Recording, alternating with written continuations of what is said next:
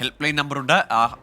ഫിൻജാലുമായി ബന്ധപ്പെട്ട വിവരങ്ങൾ അറിയുവാൻ അല്ലെങ്കിൽ അതുമായി ബന്ധപ്പെട്ട നിങ്ങളുടെ ആശങ്കകൾ പരിഹരിക്കുവാൻ വിളിക്കേണ്ട നമ്പർ സ്ക്രീനിൽ താഴെ സ്ക്രോൾ ചെയ്യുന്നുണ്ടൊപ്പം ഈ വാട്സപ്പ് നമ്പറിലേക്ക് ഇപ്പോൾ കാണുന്ന 6235958937 എന്ന വാട്സപ്പ് നമ്പറിലേക്ക് നിങ്ങൾക്ക് പ്രേക്ഷകർക്ക് ദൃശ്യങ്ങളും സന്ദേശങ്ങളും അയച്ചു തരാവുന്നതാണ്.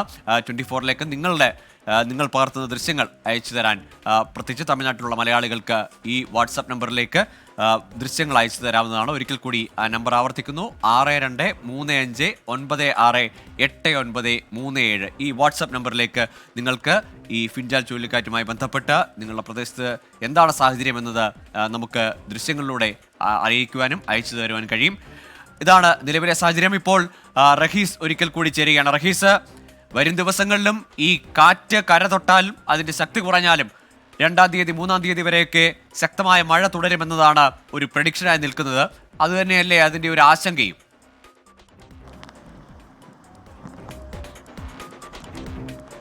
തീർച്ചയായും ഗൂഗിൾ, ഇപ്പോൾ നമ്മൾ ഈ സംസാരിച്ചുകൊണ്ടിരിക്കുമ്പോൾ ചെന്നൈയിൽ വീണ്ടും മഴ തുടങ്ങിയിരിക്കുകയാണ്. അല്പസമയം മാറി നിന്ന മഴ വീണ്ടും തുടങ്ങിയിരിക്കുന്നു. കാറ്റ് അതിശക്തമായി തന്നെ തുടരുന്നുണ്ട്. അപ്പോൾ മഴ ഏതാണ്ട് കാലാവസ്ഥാ നിരീക്ഷണ കേന്ദ്രം പറഞ്ഞതുപോലെ കുറച്ചു സമയം മാറി നിന്നതിന് ശേഷം വീണ്ടും ശക്തമാവുകയാണ്. ചെന്നൈയിൽ റെഡ് അലേർട്ടാണുള്ളത്. മറ്റ് സമീപ ജില്ലകളിൽ ഏതാണ്ട് 13 ജില്ലകളിലാണ് ഇപ്പോൾ റെഡ് അലേർട്ട് ഉള്ളത്. ആ റെഡ് അലേർട്ടുള്ള ജില്ലകളിലൊക്കെയും മഴ അതിശക്തമാകുമെന്ന് ഉറപ്പാണ്. ഇന്നത്തെ രാത്രി മഴ ശക്തമാകും, നാളെ പകലിലും മഴയുണ്ടാകും. ഏറ്റവും പ്രധാനപ്പെട്ട ഒന്ന് പ്രജിൻ പറഞ്ഞതാണ്, നിലവിൽ ഈ സൈക്ലോൺ ഏത് തരത്തിലാകും രൂപപ്പെടുക, അതിൻ്റെ രൂപമാറ്റം എങ്ങനെയാകും ഉണ്ടാവുക, എത്ര തീവ്രതയുണ്ടാകും, ഏത് ഭാഗത്തേക്കാകും കൃത്യമായി സഞ്ചരിക്കുക എന്നുള്ള കാര്യത്തിൽ കാലാവസ്ഥാ നിരീക്ഷണ കേന്ദ്രത്തിന് ഇപ്പോഴും പിടിതരാതെ കളിക്കുകയാണ് ഫെൻജാൽ ചുഴലിക്കാറ്റ്. അത് കൃത്യമായി പ്രഡിക്റ്റ് ചെയ്യാൻ പറ്റാത്തതിൻ്റെ അസൗകര്യങ്ങളും പോരായ്മകളും ഒക്കെ തന്നെ ഉണ്ട്. പക്ഷേ അതിനൊക്കെ ഉള്ളിൽ നിന്നുകൊണ്ടാണ് ഇത്തരത്തിലുള്ള അലേർട്ടുകൾ തരുന്നത്. ആ അലേർട്ട് ഏതാണ്ടൊക്കെ ശരിയായ രീതിയിലേക്ക് പോവുകയും ചെയ്യുന്നുണ്ട്. ചെന്നൈയിൽ എന്തായാലും വീണ്ടും മഴ ആരംഭിച്ചിരിക്കുകയാണ്. എന്തായാലും ഈ 3 ദിവസം കൂടി, ഇന്ന് ഫെൻജാൽ ചുഴലിക്കാറ്റ്, ഇന്ന് വൈകിട്ടോട് കൂടി ഫെൻജാൽ ചുഴലിക്കാറ്റ് തമിഴ്നാട് തീരത്തെത്തും എന്നുള്ളതായിരുന്നു പ്രതീക്ഷിച്ചിരുന്നത്. അങ്ങനെയാണെങ്കിൽ ഇന്നും നാളെയും മഴയുണ്ടാകും എന്നുള്ളൊരു കാര്യമാണ് കാലാവസ്ഥാ നിരീക്ഷണ കേന്ദ്രത്തിൽ നിന്നും അറിയിച്ചത്.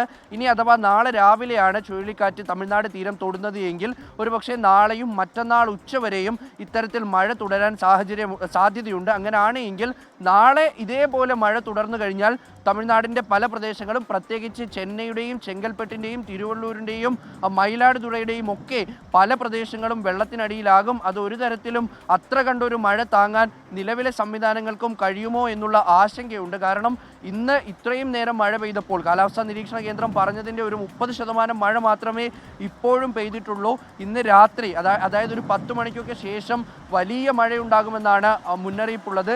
അത്തരത്തിൽ കൂടി മഴ പെയ്യുകയാണ് എങ്കിൽ അതിനുശേഷം നാളെ ഉച്ചവരെ കൂടിയൊക്കെ മഴ തുടർന്നാൽ, മഴ ഒരേ നിൽപ്പിന് പെയ്താൽ, ആ പെയ്ത്ത് അതുപോലെ തുടർന്നാൽ തീർച്ചയായും തമിഴ്നാട്ടിലെ ജനങ്ങളെ സംബന്ധിച്ചിടത്തോളം വലിയ ആശങ്കയുണ്ട്. പ്രത്യേകിച്ച് ചെന്നൈ, ചെങ്കൽപ്പേട്ട്, തിരുവള്ളൂർ, തിരുവാരൂർ, ഒപ്പം തന്നെ മയിലാടുതുറൈ, കടലൂർ മേഖലകളിലൊക്കെ ഉള്ളവർക്ക് വലിയ ജാഗ്രത അതിൽ പുലർത്തേണ്ടി വരും. അവരെ സംബന്ധിച്ചിടത്തോളം നാളെ കൂടി മഴ പെയ്യുന്നതിനെ സംബന്ധിച്ച് ചിന്തിക്കാൻ കഴിയില്ല.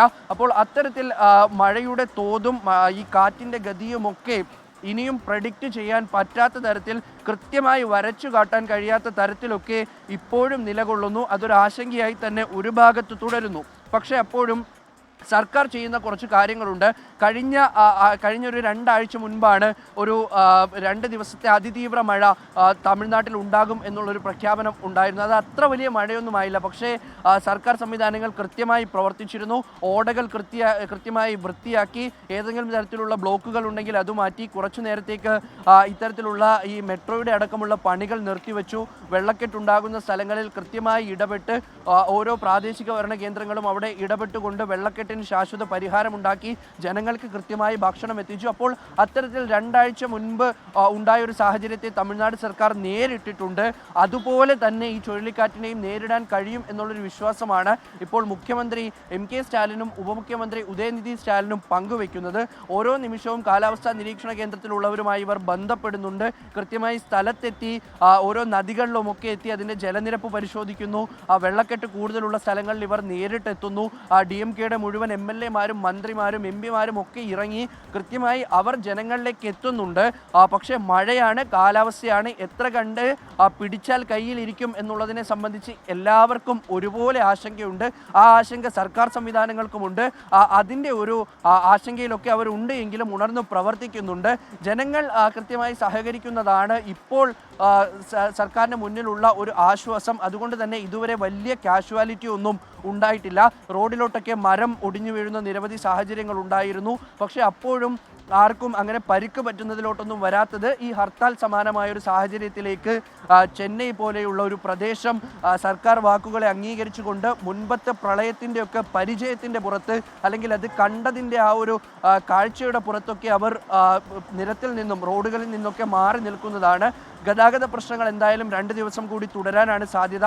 നിരവധി പാസഞ്ചർ ട്രെയിനുകൾ റദ്ദാക്കും. ചെന്നൈ സെൻട്രൽ റെയിൽവേ സ്റ്റേഷൻ്റെ പ്രവൃത്തി കൃത്യമായ രീതിയിൽ മുന്നോട്ട് പോകില്ല. ഭാഗികമായെങ്കിലും അടുത്ത 2 ദിവസം കൂടി തടസ്സപ്പെടും.